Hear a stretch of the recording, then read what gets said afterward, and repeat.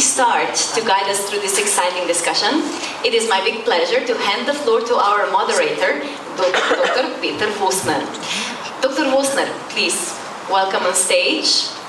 With rapid changes in global tourism and the strong... So the changes are real, they are rapid. And today we place a strong emphasis especially on values and competitiveness. What are the key perspectives and angles that we should have in mind before we listen to today's debate? The floor is yours. Thank you very much. Hi everybody. Minister, State Secretary, Maya, excellent. And all of you, it's a real pleasure to be here. I sometimes have a feeling I'm invited to spice things up a bit. That's what I'll try to do. Primarily in order to kind of pave the way for discussion that will follow. We have some excellent speakers from which I think we can really benefit. So without further ado, let me dive in with a couple of slides. As I said, the whole motive why we will be discussing later on is really to understand how we can make things happen. Because good wishes will not bring us far, right? We can talk about values, how nice we are, how tourism matters, but at the end, the bottom line needs to, needs to be green. And I think that's something that I will, through my presentation, try to highlight a bit in the context of not the short-term view, but in terms of medium and long-term trends, which I'll try to highlight somewhat. I'm not a specialist for tourism, so I looked at a couple of things in terms of what are the big mega trends right now that will shape the future of tourism. And I've noticed one which I wanted to start with, Eduardo mentioned that, the unprecedented uncertainty, which indeed is the topic of the whole Bled strategic forum, the runaway world. And you can see that this is not, of course, tourism specific, and also the recommendation that follows is not tourism specific. And that is, in the bottom, you will see, I took this from Data Appeal, it's not just about thinking how to make the whole tourism sector more resilient, it's also about adapting our strategies. Because if you, for example, when we were presenting the productivity report, the same kind of recommendation was done to companies in whatever sector, which is that you need to think about multiple scenarios. Not just about crisis scenario, but also in terms of where the possible big gains, big wins are. And I think that's something that is not something close to the way how companies and the whole societies and the industry has been functioning. So, the minister said before that I might comment a bit in terms of how we're doing, and indeed I will. As everybody said, things are going in a direction that we like. The minister said, as long as things go up, it's good. Well, now it's coming. Now it's coming. When the minister saw me in the morning, he said, "This guy." We heard at the level of EU, in Austria, wherever you see, the tourism has picked up, but it has picked up in terms of physical numbers, overnight stays, etc. These are. Yeah, okay, so on the right you can see these are the kind of articles that you can see in our media, we are on the right path, number of tourists is going up. Not just that, if you look at the balance sheets of tourist firms for 2024, everybody is doing great. Both firms in hospitality, in food and beverages, and also self-employed are doing better than before. So, all great. Now, my colleague Mojca Koprivnica-Šuštešić is coming out shortly with this kind of analysis at our institute. So it's a bit of a pre-pick of what the key messages will be. There is a bit of a but, though, and that but, even on the physical side, is that the average length of stay is short. That was mentioned. We have by the minister. We have the issue of sustainability, and the one that I would underline in particular, that we are seeing increasing share of overnight stays in simpler, generally cheaper accommodation facilities. Now that's the one that I link to the bottom line, because if the bottom line won't provide us with enough force, capacity to invest, to transform, to make us, good and nice, then it won't work. And that brings me to the issue which really was, if I remember back when our tourism strategy was being prepared, and I think that's one of the better strategies that we have. I think it's pressing on all the right buttons. But even when it was launched, I remember it was said, we need to move beyond the physical indicators. We need to stop bragging about this year we have 3.2% more tourists, because I don't think that really nails it. That's not what we really want, right? As tourists don't want to see other tourists. What we want is to have value. We want to have, I would say, we need to create value out of it. And even at the end, if I'm very direct, we need to make money out of it. Sorry to say, it doesn't sound perhaps that nice, but that's how it is. So, what does the data tell us about the expenditure of tourists? This is the same data that the ministry has cited from the statistical office. And they are also going up. Right? So this is the expenditure of tourists, foreign in dark red and domestic in light red. And the overall number is going up. So in principle, that's up until 2023, as you can see, the official number. Now there is one caveat that I would like to underline. If you look at the dark red from 2019, so basically since we have that, since we are trying, in the last period, overall number, also on the economic side, are going in the right direction. So that's the good news.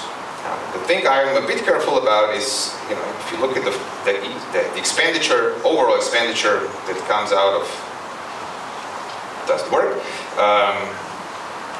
from foreign tourists is actually flat over the last period. And if you look at the data that we can, now we're coming in the zone where we're not really sure what happened in 2024. The data is not there, but if we look at the consumption patterns, we can actually see that overall the number of income appears to be going up, but the income from foreign tourists is flat at best, or perhaps even going down. And that's something, no alarm, nothing to be dramatic about. It's just that I think we need to be careful, because that is something, these are the kind of things that we should be looking at, thinking on, about we should change to achieve, so that we will actually be able to deliver all the nice things that tourism is there to deliver.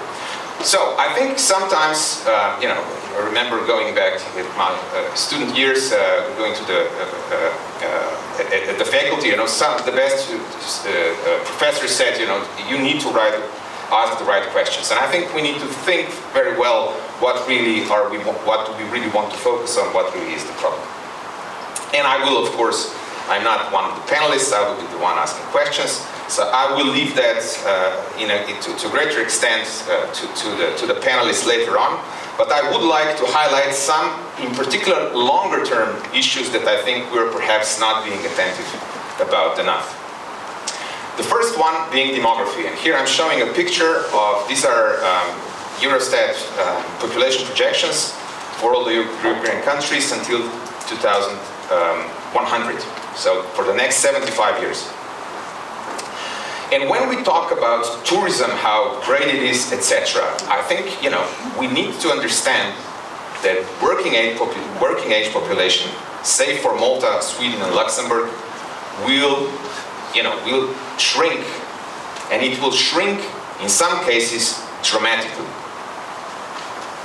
In the case of Slovenia, working age population will shrink by 20%. So there will be 250,000 less people who will be able to work. Sure, you can say, it's 75 years away, who cares? Because we are already in a transition part towards that. And, and when you build, roads, when you build accommodation, when you build, energy lines, energy grids, etc., this is the time perspective that you need to think about. When the minister goes to the government, these are the kind of dilemmas that so we need to think, where will, in this shrink world, in terms of capacity, how many people will we have, what in that context the position of tourism will be.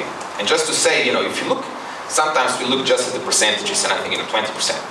If you look also at the absolute numbers, for example, Italy, there will be 9 million Italians less able to work in 75 years. 9 million. That's 4.5 times of this country, everybody. Poland, 8 million. Germany, 7.5. Spain. So I mean, this is huge, and I think it's much. It will come. It's not. I shouldn't even say it will come, because it's already here. We're already on that path. We're already feeling that in the labor market, and we need to think about it. Now, in order to think about it, I think is that if we will want to have people working in tourism, the minister said all the nice people, etc. These nice people will need to have high quality of living, high standard, high wages.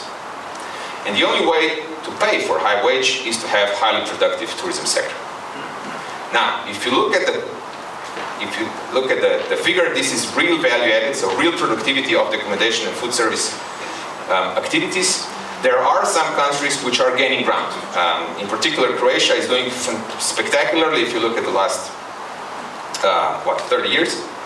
And there is a tendency that those that are lagging behind in terms of productivity are actually catching up faster. But for the majority of us, and that includes Austria and Slovenia and the EU, the productivity rates or levels of productivity tend to be more or less flat.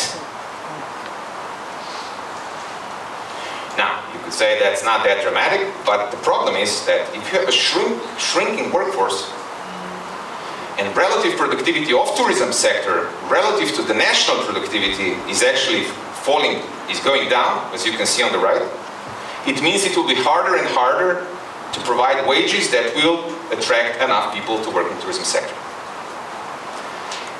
You can say, these are economists, etc., etc. But that's, these are the numbers, and it won't fly. If all of us, if we don't solve this problem, tourism sector will go down. Not because of the values, etc., but because it's inevitable. Let me rephrase that. It's absolutely, we can avoid it. It's not inevitable at all. But provided that we do the right things and that we are focused on things that matter. And one of the preconditions that we will get there is that we rise the productivity of the tourism sector.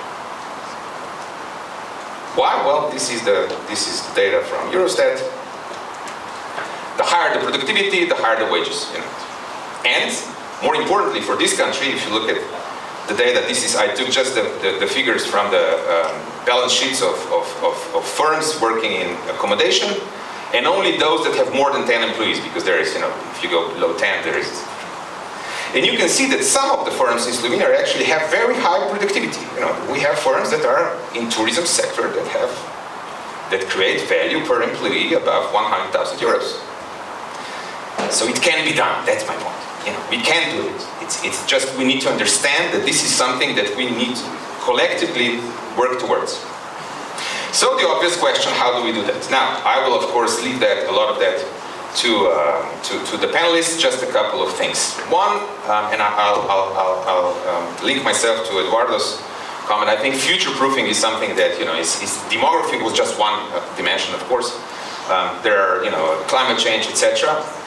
And it's literally, I would argue, impossible for each individual stakeholder to do it alone, to future-proof. You need to have someone that helps you out with that.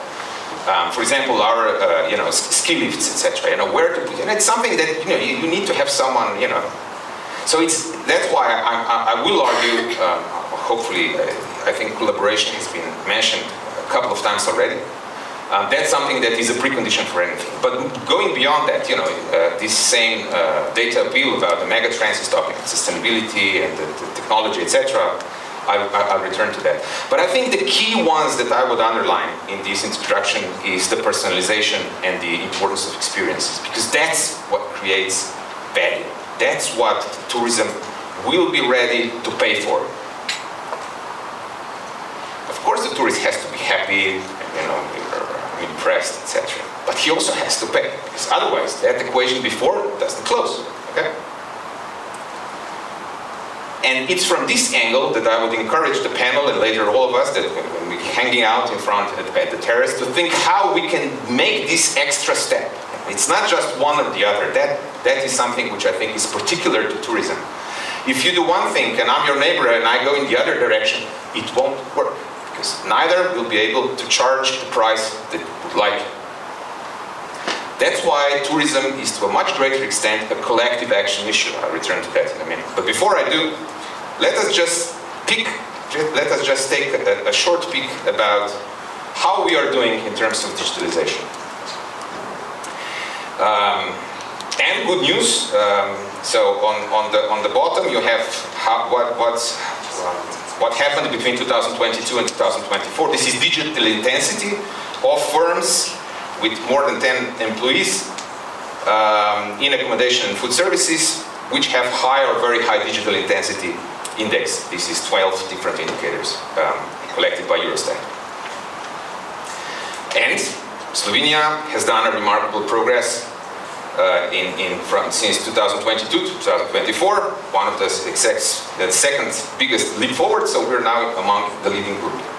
So you might ask, how can then be that when I was making a presentation at the tourism days exactly 1 year ago, we were below average? Well, there is the old trick that sometimes has been used in our previous country, which is that there are actually two methodologies, which Eurostat changes interchangeably. So last year it was data intensity version number 3. This year it's data intensity index version number 4. And version number 4, where we were very good at, does not have this advanced digital, the use of advanced digital technologies like cloud, like big data, etc. Now, let me just go back for a second.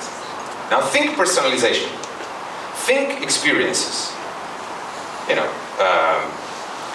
Whether you use computers and you have high-speed access to high-speed.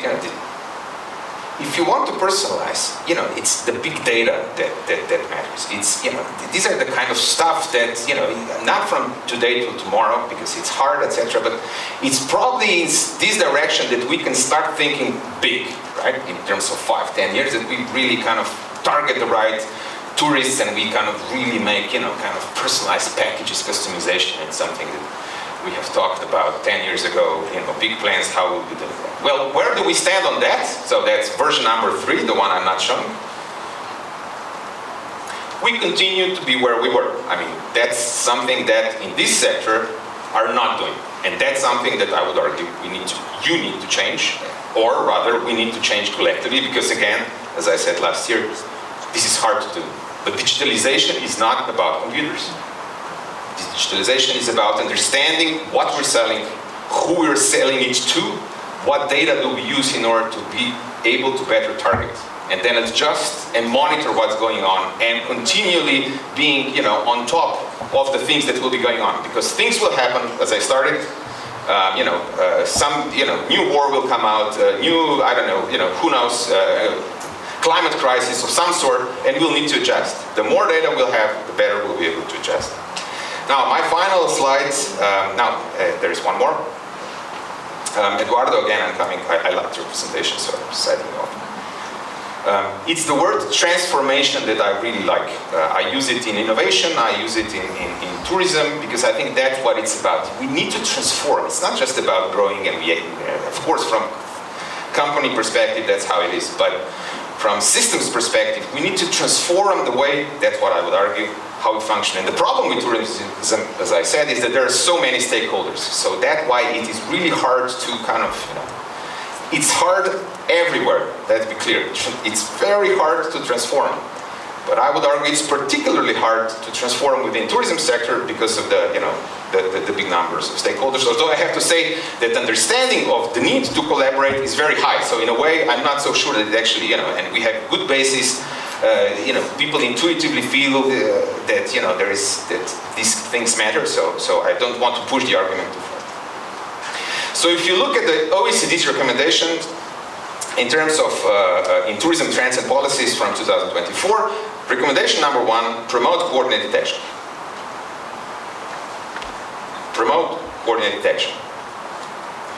Now, based on the work that I did with 2 professors from the UK, this was more about in the field of innovation, not tourism as such, but I think it applies nonetheless.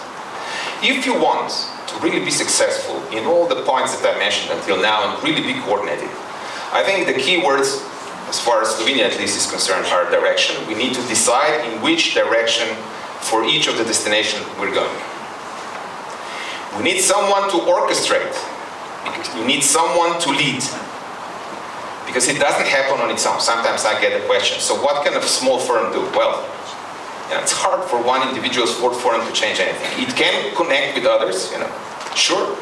But in order to really transform, you need to also, probably you need to have the big muscles in it. You need to have decision makers, etc. So I think, that orchestration is fine, and that will lead you to then collaboration, which, and I think this is the key point, sometimes I think in this country we have good examples. It's not true that we are not able to cooperate. Even the hard data is saying on innovation cooperation, we are among the best in Europe.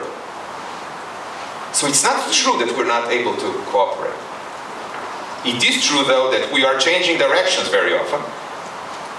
And we never reach the critical mass that would lead us to collective action, so that we really rebrand ourselves. We don't stick to, when we decide we go in one direction, then 3 years down the line, we change everything, we go in there, and then of course you can't rebrand yourself. The key of rebranding is consistency, right? Simplicity of the message and consistency of your message. So that is, that's something that I would argue that we need to work towards. Now, my final slide is, I said that, we have different scenarios for tourism, some of which potentially are also that tourism will go down. But I would do a caveat for that as well. It says time is up. For some places, tourism is really critical. And in countries like Austria, in countries like Slovenia, tourism is predominantly a rural issue. And for remote places, tourism is a decisive element. And that's something that I think we need to be careful about. It's not just if in Ljubljana we stay without tourism, it won't be, it will have serious repercussions, but there will be other things that people will be able to do. In some places, people will not have that kind of an easy choice, and that's something that I think we also need to consider.